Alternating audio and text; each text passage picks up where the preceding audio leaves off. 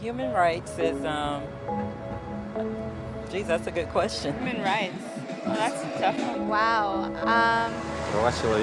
I don't even know how to give that a definition. I would probably have to do a little bit of homework or something. Yeah, any right that I think just as a normal, human, any... The rights that humans have. Oh, that's a very large debate. Tú le puedes preguntar a 20 personas y te van a dar 20 diferentes opiniones. Non saprei, una domanda complicatissima. Because we just take them for granted that they're there, but we don't even consider what they are.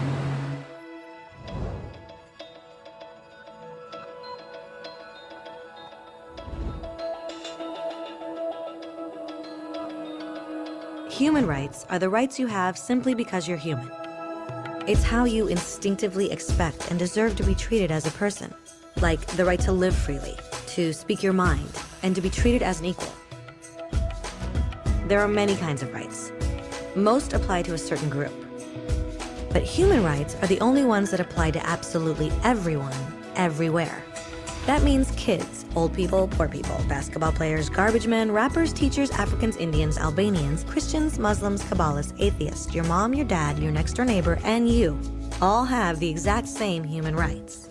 In other words, they're universal. But the question remains, what are they? Name the human rights? What the human rights are? The right to live. Equality between all peoples. Right to religion, the right to... Is there supposed to be a list somewhere I should be aware of?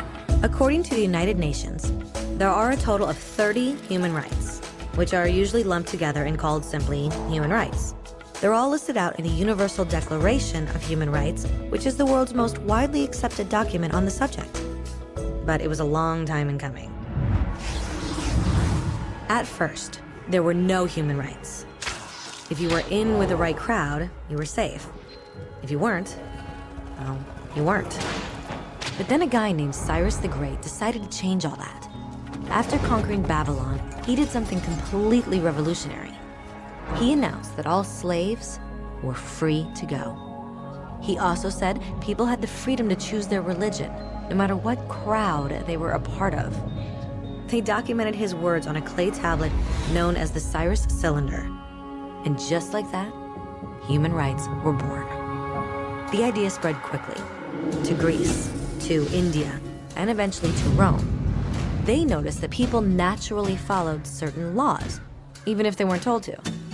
They called this natural law, but it kept getting trampled on by those in power. Not until 1,000 years later in England did they finally get a king to agree that no one can overrule the rights of the people, not even a king. People's rights were finally recognized, and they were now safe from those in power. Kind of.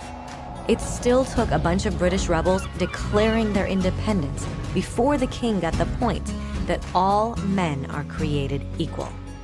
Which isn't to say he liked the idea, but he couldn't stop them, and America was born. The French immediately followed with their own revolution for their own rights. Their list was even longer, and they insisted that these rights weren't just made up. They were natural. The Roman concept of natural law had become natural rights. Unfortunately, not everyone was so thrilled. In France, a general named Napoleon decided to overthrow the new French democracy and crown himself emperor of the world. He almost succeeded, but the countries of Europe joined forces and defeated him. Human rights was again a hot topic.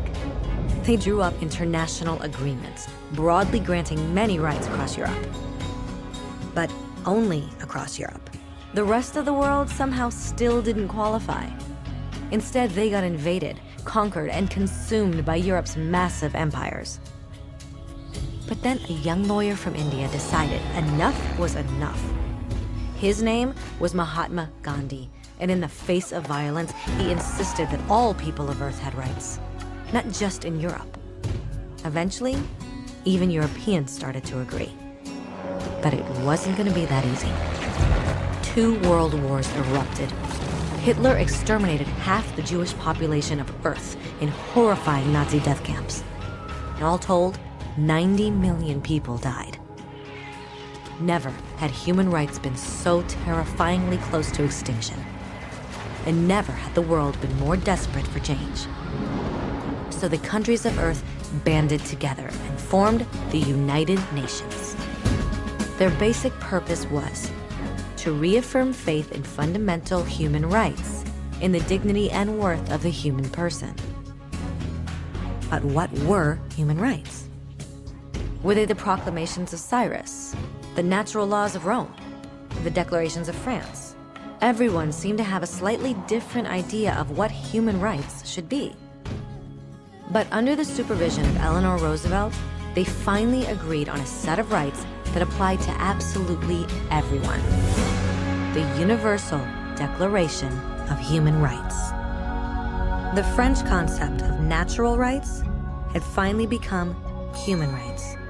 So, in summary, at first, only a few lucky people had any rights, until one of those guys decided, hey, other people should have some rights too, which was great, except not everyone agreed.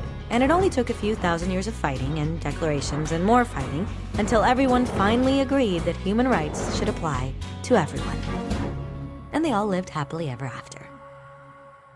Except for one little problem. If people have the right to food and shelter, why are 16,000 children dying of starvation every day? 1 every 5 seconds.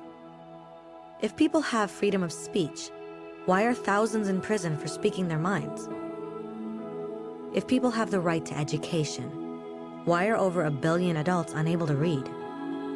If slavery has truly been abolished, why are 27 million people still enslaved today? More than twice as many as in 1800. The fact is, when it was signed, the Universal Declaration of Human Rights did not have the force of law. It was optional. And despite many more documents, conventions, treaties, and laws, it's still little more than words on a page. So the question is, who will make those words a reality? I have a dream today.